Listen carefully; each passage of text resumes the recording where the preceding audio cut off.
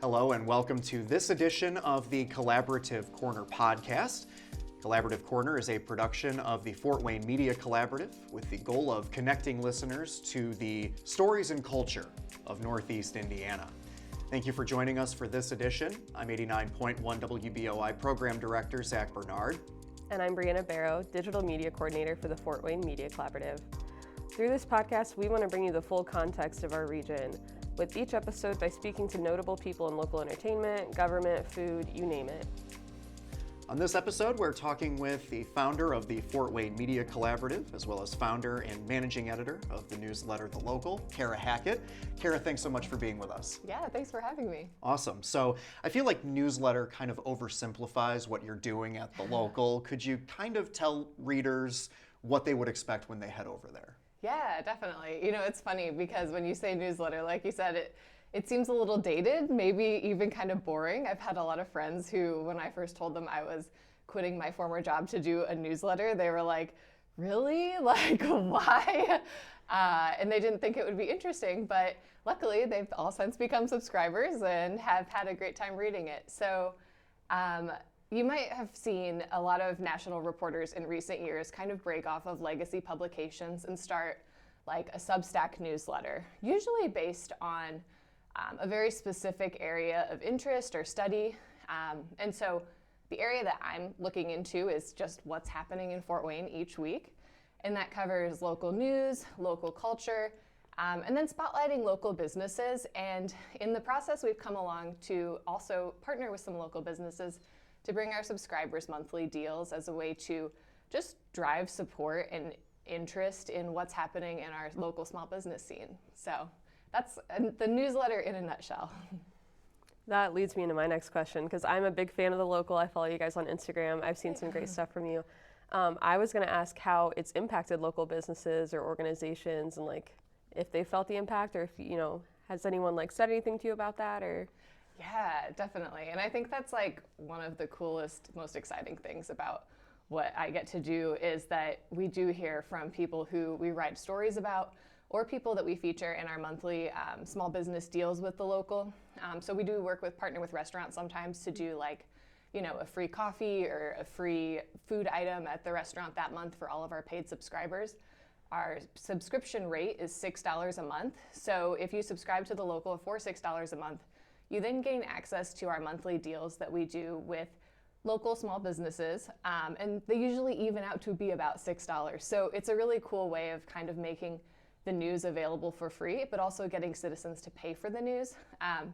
And that's a little bit of a sidetrack, just to say that a lot of the small businesses we've spotlighted or just featured in stories in general have really come back to us and said, wow, you know, we did have a lot of people come in that week, and people who had never heard of us before were checking out what we did.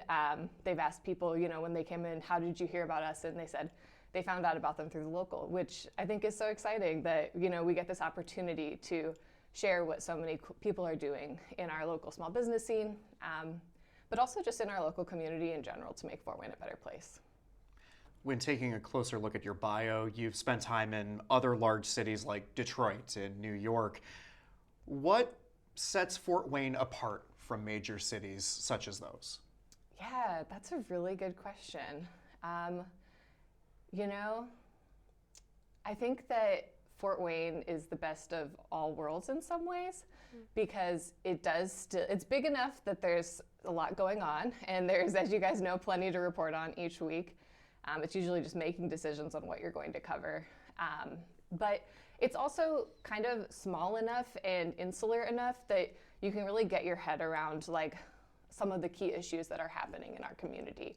And it feels almost like everyone's having the same conversation. You know, I had this talk with my husband because we visit a lot of cities. I've lived in New York and I've lived in Indianapolis. My previous employer worked in Detroit, and so I did spend a good amount of time there as well, as you noted. But we were talking a little bit about how Fort Wayne almost does feel like New York in some ways, because when you live in New York and when you're keeping up with, you know, the news or the social scene, there's kind of like a sense that everyone on the island is talking about the same thing. So maybe not New York State, but New York City. There's kind of like, you know, key restaurants that are opening up and things that are happening that you can pretty much say, like, it feels like everyone in New York is talking about the same stuff. Whereas even when you go to a city like Chicago, that's technically smaller than like a New York, or a Detroit that does have so many suburbs, there's so many different elements of things that people are talking about within the community. It's really hard to have one newsletter or one, beat that could potentially cover, even dip its toes into everything that's going on. But the cool thing about Fort Wayne is that it does kind of have that same insular vibe, I think, in some ways that New York has, where it does seem like, each week there's a big talking point that a lot of people are really interested in hearing about. And so that's really what we kind of try to focus on with the local, and just skim down a lot of the key points that, if you're only going to read a couple things this week, these are the key stories we think you should pay attention to. Yeah, I think it's a huge benefit to have your newsletter in the fort, because I found out about events, and I know it's benefited some local businesses. And I remember reading an article from the local back in July that you did about how buses are the future transit of the city in Fort Wayne. And so I was just wondering, in addition to public transportation, I'd like to hear your thoughts on any other things that you think would improve the livability of Fort Wayne. Yeah, definitely. Well, I think buses are an interesting one because in some ways, it doesn't seem like it would be the best option for transit. It's definitely not the sexiest or the most exciting option out there when you think about the wide range of potential of the future of transit. We're talking self-driving cars or light rail. All of those, in my mind, just as a consumer, seem a lot more attractive. But what's interesting about buses is that a lot of cities, including Fort Wayne, are probably most set up already to adapt to making them a better form of public transit. And they're also a highly inclusive form of public transit. And so if you are looking to increase, public transit in Fort Wayne, I do think that buses are something we should be paying attention to. So when we're talking about other key issues that we're following right now, obviously it's election season. There's a lot going on with local elections that we want to keep our readers informed about. I think it's incredibly difficult to find information about candidates in Fort Wayne, which it doesn't seem like it should be. And so we just want to help people identify, where do these candidates stand and what can we prepare them for with the elections this fall. But another thing that we're seeing, I think, as a hot topic is obviously housing. That's been a huge issue with the Fort Wayne Media Collaborative as well. This year, the collaborative's covering housing, evictions, and neighborhoods. And those are really the key areas that we focus on with the local as well, because they do touch on so many things. I mean, just a couple weeks ago, we saw so much happening around a Domo development announcing a huge proposal for Fort Wayne's riverfront, which obviously affects a lot of housing in the area. And so we've been looking into that in recent weeks, and also just riverfront development in general, so as the city's downtown development extends toward the Wells Street and High Street area on North River, there's a lot of interesting conversations to be had, I think, there about property acquisitions and housing and retail development, and just how do you support development in a community? Obviously, we all want to see, our community grow and continue to reap the benefits of good development, but also how do you do that in a way that doesn't gentrify communities or displace people who have lived there for a long time and really built their businesses or built their lives there.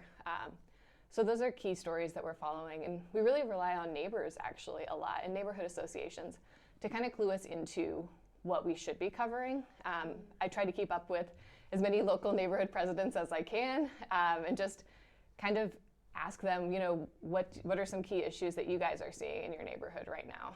And a lot of times that leads to the most, I think, interesting and productive stories that apply not only to that neighborhood, but also to neighborhoods across the community, because what you tend to see as a reporter is things that are happening and a challenge in one space or one neighborhood are also a challenge in another neighborhood, and maybe it looks a little bit different there.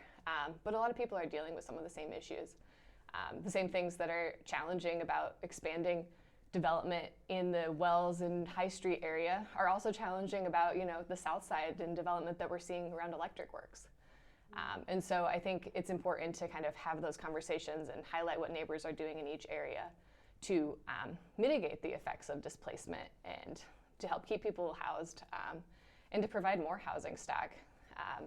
And hopefully, we can kind of cross-pollinate and apply those lessons in different places. Kara, before we go, is there anything else you'd like to say about the local? I would just hope that people would check it out and give us a chance. There is a free subscription, so if you just want to see what it's all about, please subscribe to our free newsletter. It's once a week. We aren't going to spam you with constant emails. It's just kind of a quick rundown of what's going on in the city each week. And if you like that and you want more, we'd encourage you to subscribe for $6 a month. It's only me and my husband doing this, so it really is a small business in and of itself to provide news for the community.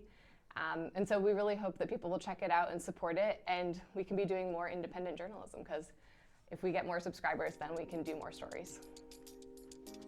All right, well, thank you very much, Kara, for joining us for this edition of the Collaborative Corner podcast. And we'd also like to thank Fort Wayne Media Collaborative Project Manager Dave Gong for helping to coordinate this today. Also, thanks to the college TV staff here at Purdue University Fort Wayne at the Center for Collaborative Media. If you're interested in more content from the Fort Wayne Media Collaborative, you can visit fwmediacollaborative.com. Until next time, I'm 89.1 WBOI Program Director Zach Bernard. And I'm Brianna Barrow. Thank you for listening.